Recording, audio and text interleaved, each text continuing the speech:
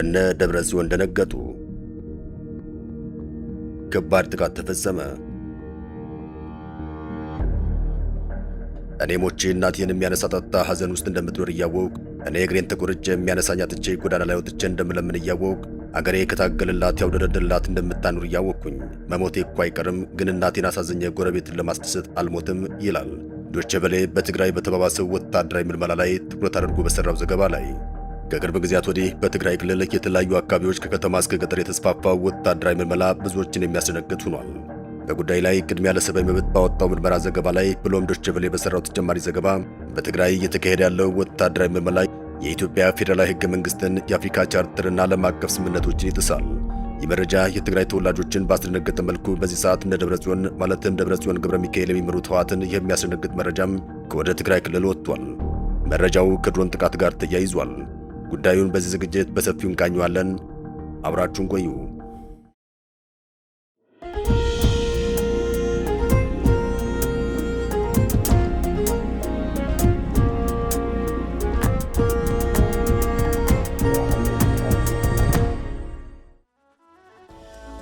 ህወሓት የፕሪቶሪያ ሰላም ስምምነትን በመጣስ የትግራይ ክልል ጊዜያዊ አስተዳደርን አፍርሶ የቀደመው ምክር ቤቱን ወደ ስልጣን ከመለሰ በኋላ የትግራይ ፖለቲካ ቀውስ ከባድ ሆኗል። ውጥረቱ እየተባባሰ መጥቷል።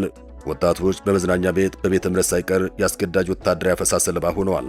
ይህ ወታደራዊ አፈሳ አለያም ወታደራዊ ጅምላ ምልመላ የጦርነት ስጋት በመፍጠር የትግራይ ነዋሪዎችን ባስደነገጠበት በዚህ ወቅት ህወሓትን የሚያስደነግጥ ከባድ የድሮን ጥቃት መፈጸሙን የሚያመላክት መረጃ ወጥቷል። በጉዳይ ላይ ዋዜማ ይዞት የወጣ አጭር ዘገባ እንደሚያመላክተው ከሆነ በትግራይ ክልል ሽራሮ ከተማ ወጣ ብሎ በሚገኝ ልዩ መጠሪያው ገማሎና ተቀማጢ ተብሎ በሚጠሩት አካባቢዎች የድሮን ጥቃት ተፈጽሟል። ጥቃቱም ህወሓትን አስደንግጧል። ግንቦት 28 2018 ዓ.ም ምሽት 5 ሰዓት ተኩል ገደማ ለአንድ ሰዓት ያክል የቆየ የድሮን ጥቃት መፈጸሙን፣ ወታደራዊ ካምፖች ኢላማ ማድረጉን ዋዜማ የአካባቢ ነዋሪዎችን ጠቅሶ ዘግቧል።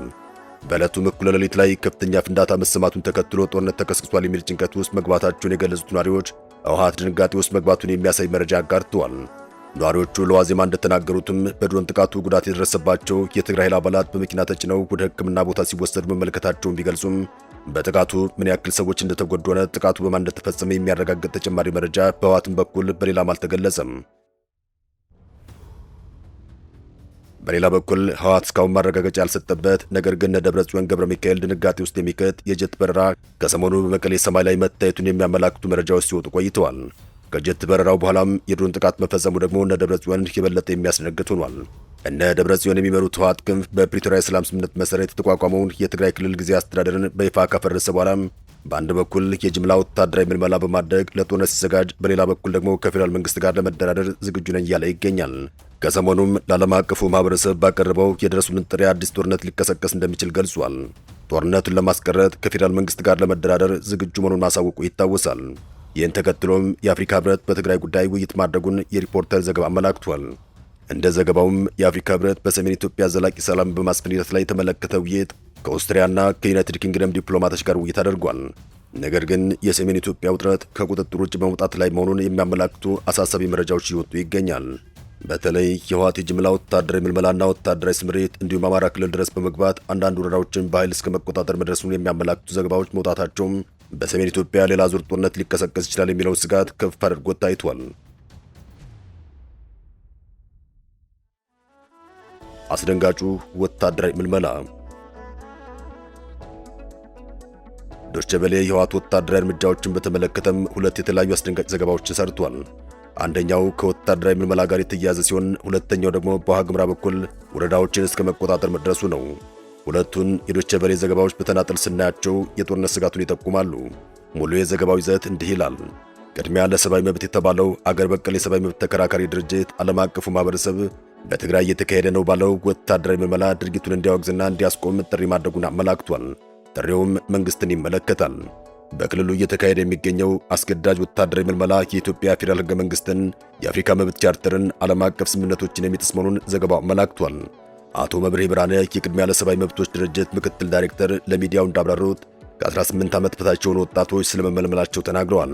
የዓይን እማኞችን፣ ወጣቶችን፣ መልማዮችንና ቤተሰቦችን ቃለ መጠይቅ በማድረግ ነው ስራውን የሰራ ነው ያሉት ምክትል ዳይሬክተሩም ከ18 ዓመት በታች የሆኑ ለምሳሌ አንድ ቦታ ላይ የ16 ዓመት ወጣት እንዲሁም ሌላ ቦታ 15 ዓመት ወጣት እንዲሁም ካመለጡ ደግሞ ዕድሜያቸው ከ17 ዓመት በታች የሆኑ ታዳጊዎች ያሉበት መሆኑን ለማረጋገጥ ችለናል ሲሉም ሁኔታውን አስረድተዋል።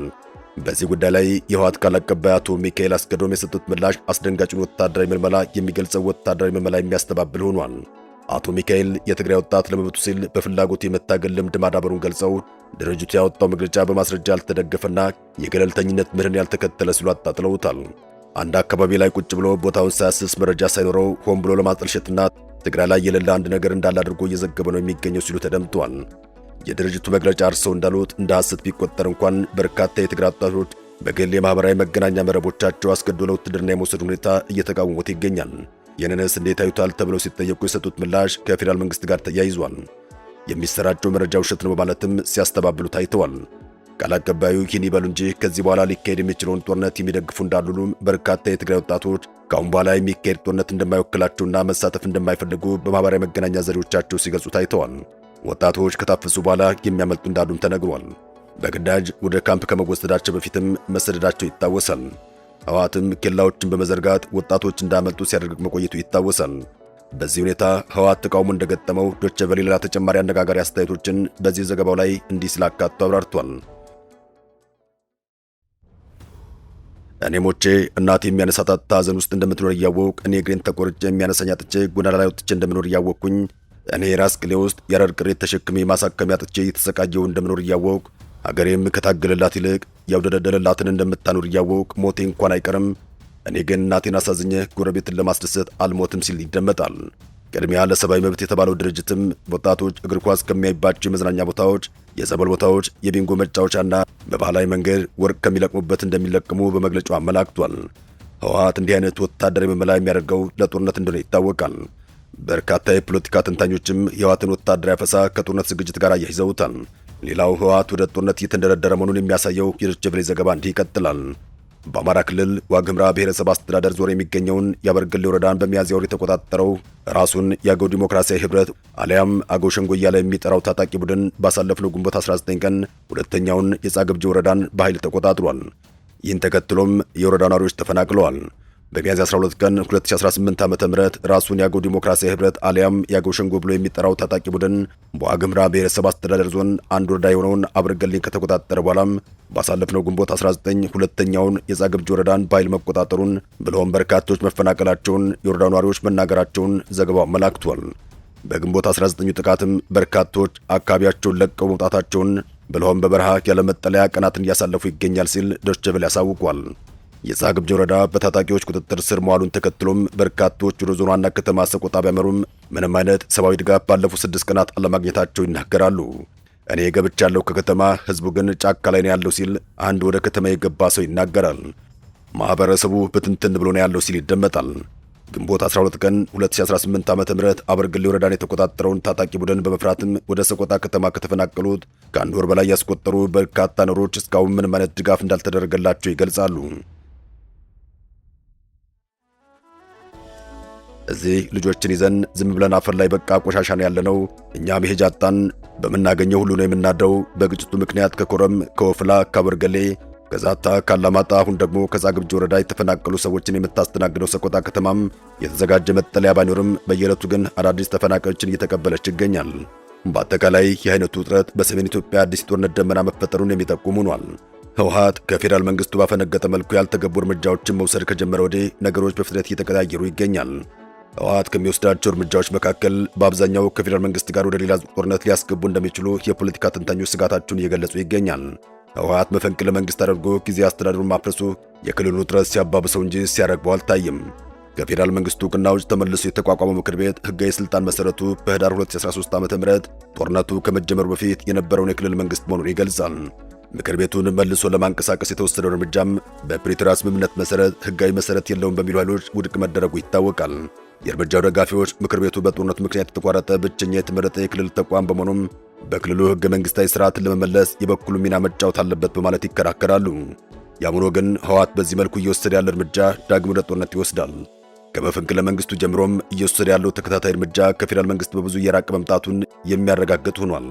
እስካሁን ባለው ሁኔታ የፌዴራል መንግስት በህወሓት እርምጃ ያተኮረ ይፋዊ ምላሽ ባይሰጥም ቀስ ብሎ ግን እነ ደብረጽዮንን የሚያስደነግጥ እርምጃ በመውሰድ ላይ ይገኛል። አልፎ አልፎ በመቀሌ ሰማይ ላይ የሚበሩ ጀቶች፣ አሁን ደግሞ በማን እንደተፈጸመ ያልታወቀ የድሮን ጥቃት እነ ደብረጽዮንን አስደንግጧል። የዛሬውን እዚህ ላይ አበቃን። በሌላ መሰናዶ እስከምንገናኝ መልካምን ሁሉ እንመኛለን። ሰላም ለሀገራችን ይሁን።